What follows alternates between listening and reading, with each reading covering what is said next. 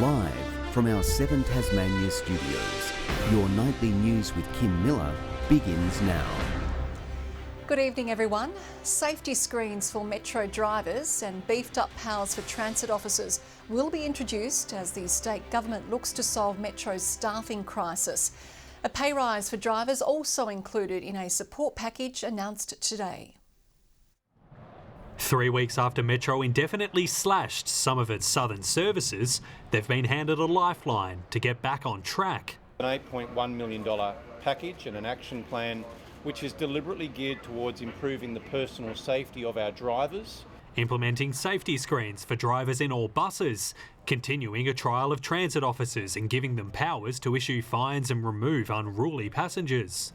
There's also a proposed pay rise of around $5,000 for drivers, as well as IT upgrades to rostering systems to give flexibility, all in the hope of solving staffing woes. And I think the screens and the transit officers are a great step forward to try and give them that reassurance. Metro says the new service schedule has improved reliability, but 35 vacancies in the south remain a barrier to recovering routes. We need to get a stable workforce, and as we get a stable workforce, we will obviously introduce them as soon as we reasonably can. We're absolutely confident this will make have a positive impact. It may not be immediate in all areas, but it is sends a clear signal out there to all concerned that there are improvements on the way. With staffing woes nothing new, these measures are exactly what the union's been calling for. Why has it taken more than a year for the Minister Michael Ferguson to finally put his hands on the wheel of Metro and drive some solutions here? We've continually said that we'll do what's required to support Metro as a government.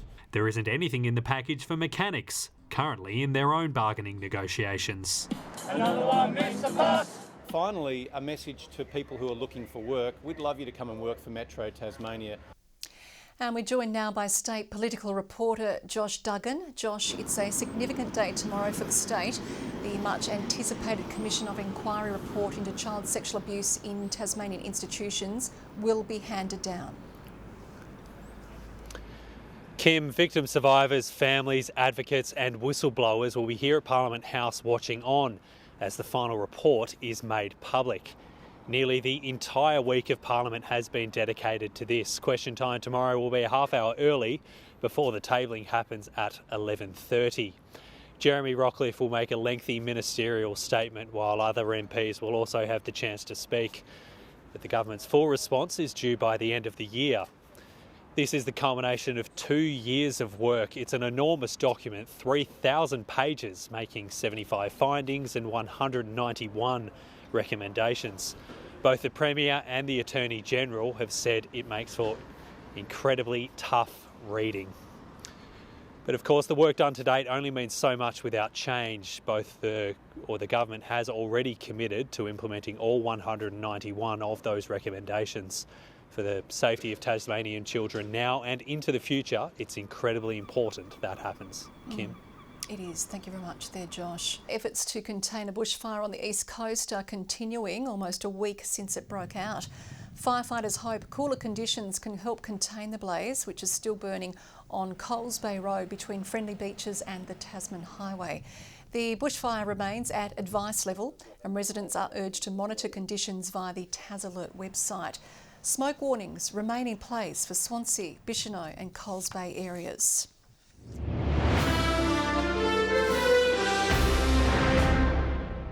The Kids Cancer Project is calling on Tasmanians to join the September Walking Challenge, supporting affected families this Cancer Awareness Month. The group now has a centre in Hobart, meaning less interstate travel for life-saving treatment. For 14-year-old Macy, most of her childhood and teen years have been heavily disrupted after she was diagnosed with multiple brain tumours at just 3 years old. It's been lots of therapy, treatment, lots of hospital visits. Tedious cancer treatment meant monthly trips to Melbourne, taking a major toll on her family. She had some surgery initially to debulk the tumours, but she still needed to go on with treatment afterwards. The Children's and Adolescent Cancer Clinical Trials Unit was later established at the Royal Hobart Hospital, meaning Macy could receive the care she needed in Hobart and get back to school. 2-3 years since she's been on the trial down here. She's been able to attend a lot more. The foundation behind it is now running the Better Challenge, calling on Tasmanians to complete 90 kilometres of walking, running or riding during September, in recognition of the 90 kids diagnosed with cancer every month. About 1,200 people involved nationally across Australia. We've raised just over $220,000 so far. We do have a big target of $500,000. Currently, the average survival rate of childhood cancer is 86%, something the group is looking to change. We're on a mission to get that up to 100% survival for all kids diagnosed with childhood cancer. Donations can be made via the Kids Cancer Project website. Ruby Cairns, 7 Tasmania News. The Greens are calling on the state government to ditch its calls for expressions of interest for planned tourism infrastructure inside the Tasmanian Wilderness World Heritage Area. It comes after the southwest was recognised by the United Nations as a precious cultural landscape. The Liberal government's agenda to open up the Tasmanian Wilderness World Heritage Area to private commercial tourism development is at odds with the recognition of these wilderness values. The state government was contacted for comment. A group of Glenorchy residents has marched from the War Memorial Pool towards council chambers, calling for the community site to be saved and for more public consultation regarding its future. Work has begun to drain the 60-year-old facility. The whole process, from the point of view of council, hasn't been transparent. There's been no communication with the public. They have a duty of care. We've got a future generation of kids coming up and that. We've got people with disabilities and that need this pool that can't access the aquatic centre because it's too far away from them to go. Council says the pool was drained because of stagnation, adding, while the space remains closed this summer due to safety concerns, works are underway to investigate long-term solutions. A young Tasmanian woman is hoping to inspire the masses after misadventure turned her life upside down. She's now raising funds to buy a van so she can travel the state, sharing her message and reality of living with a spinal cord injury. Life forever changed in an instant. Jeanette McLeod was a carefree 20-year-old enjoying a night out with her friends when a serious accident left her a C2 ventilated quadriplegic. When you're young and naive and silly, you do feel like you're invincible, but you're not. Spending a solitary 420 days in hospital, COVID keeping her apart from loved ones. Without hitting rock bottom, I wouldn't be able to feel the way I do today and come out of the dark. Janny now needs around-the-clock care, reliant on support workers 24/7. Despite her new challenges, she's determined to use her voice and story to inspire others. If I'm going to survive something so big like this, why not make a big difference? Now hoping to spread her message, launching Wheels for Janny to raise funds to buy a new van and motivate young Tasmanians along the way. My biggest message would be, to be careful, to think twice, to just know that you aren't invincible. Her bravery encouraging the Ulverston Rotary Club to lend a helping hand. Just really inspired us so much, and there wasn't a dry eye in the house. Together we said, right, Jenny's going to buy herself a van. Joining forces and encouraging the Ulverston community to frock up for a good cause in November. She said, I want a cocktail party. I want to dress up. So that's what we're having. Wheels for Janny cocktail party. This is going to make such a difference to her independence. Turning tragedy into triumph. I can officially say that I'm proud of myself, and I'm proud that I'm wanting to get out and make a difference, and I feel like I found my purpose. Victoria Easto, 7 Tasmania News.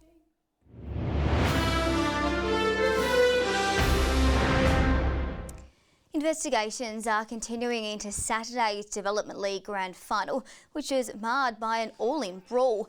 The sickening scenes occurred just before the final siren, with players from North Launceston and North Hobart involved. The vision appears to show two players being struck in the face with punches, with both needing treatment post-game. Well, Tasmania's cricket season has got off to a losing start, going down to Victoria by 3 wickets in the Marsh Cup. Batting first, the Tigers started to add 224 from their 50 overs, Bo Webster top scoring with 83. The target was too small for the bowlers to defend, Victoria chasing it down with 5 overs to spare. Fresh off his Australia A success, Caleb Jewell went looking for early runs. He reached 13 before a cracking catch sent him packing. Edging this time. Oh, what a catch! Sensational catch by Sutherland. In a stuttering start, Mac Wright lasted just 2 balls. Jordan Silk made 11, while Weatherall picked out a fielder on 28. Oh, no, it's not a good shot. He has found Fergus O'Neill, who didn't have to move. Melbourne's infamous spring wind was whipping up as Wade and Webster rebuilt the innings. But just as Wade seemed to be getting going... Is that an edge? It is. So Jonathan Merlot. Bo Webster came to life, taking the fight to the Victorian bowlers. Oh, that's a good shot. That's a terrific shot. Inventive. Webster's innings-saving knock ended on 83, Tasmania setting a target of 225. Riley Meredith delivered for the Tigers early in the reply. Meredith bowls again, top edge from Harper and easily caught. But Tom Rogers and Marcus Harris were in a scoring mood. The home side raced to 50 inside 11 overs. In the air and over the top. And that will go out to the rope for 4. The returning Billy Stanley eventually broke their 62-run partnership, but the runs were still flowing for Victoria. Rogers goes with the pull shot. Has he got enough of it? You bet you he has. Rogers' innings ended on 45, but Peter Hanscom kept Victoria's score ticking over, with 51 off just 42 balls. Big hitting from Campbell Kellaway and Will Sutherland steered the Vicks to a season-opening win. Oh, that makes it a little bit more attainable because that's been whacked into the stands. John Hunt, 7 Tasmania News. South Hobart's captain has praised his side's performance in the team's NPL Grand Final win over the weekend. The club finished 2023 in style with a 2-0 win over league champions Devonport. South's captain proud of the effort against a team they've struggled to beat in recent years. So happy that it's finally all come together. It's been a bit up and down of the season, and yeah, just super proud of the boys for coming together today and putting on a show at Devonport. In the WSL, Devonport is already looking ahead to next season after defeating Clarence Zebras in their decider. A lot of the same girls coming back. Pre-season, I'm sure, will start in a couple of months' time, so we'll keep pushing and working hard for next season. The soccer action officially wrapping up with players and clubs set to enjoy a well-deserved break. And a Tasmanian teenager has helped Australia to basketball glory in Doha this morning. Smithton's Nash Walker scoring 14 points to help the Crocs win the 2023 FIBA Under-16 Asian Cup, going through the tournament undefeated. The Crocs claiming the Trans-Tasman bragging rights, defeating New Zealand 79-76 in the grand final. And there's plenty to celebrate, with Australia locking in its 3rd consecutive championship and qualifying for the Under-17 World Cup in Turkey next year.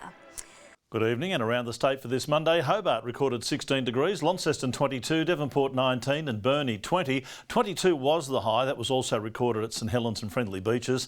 Flinders Island 21, Smithton 18 today, Lowhead and Ooze 17, Strawn on top of 16 and King Island 15 degrees. We have clear skies over northern Tasmania today, partly cloudy conditions for the rest of Tasmania as that band moved through. A mid-level cloud band is over inland WA, another trough through central New South Wales and eastern Victoria has cloud there. Scattered low-level cloud over the Queensland and Northern Territory coasts as well. Tomorrow a high-pressure ridge reaches towards us from well to the west. A trough runs from southern New South Wales up and over towards Broome. South to southeasterly winds 5 to 15 knots over the west, but grading up to 20 knots over the north and east. Light and variable winds over the inland lakes. Hobart, Tuesday, partly cloudy and 15, 14 for Adventure Bay. An early frost for Tarraleah, -3 overnight, 15 the maximum.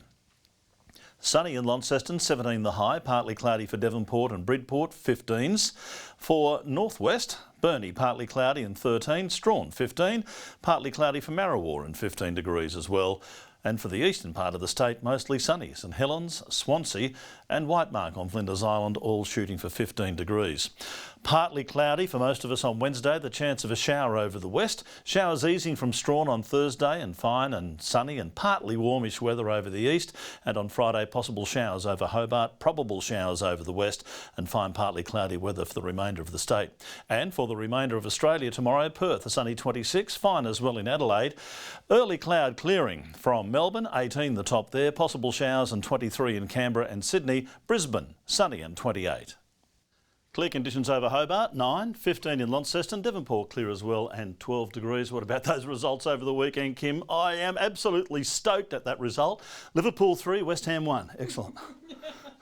Football what? Thanks for joining us. Good night.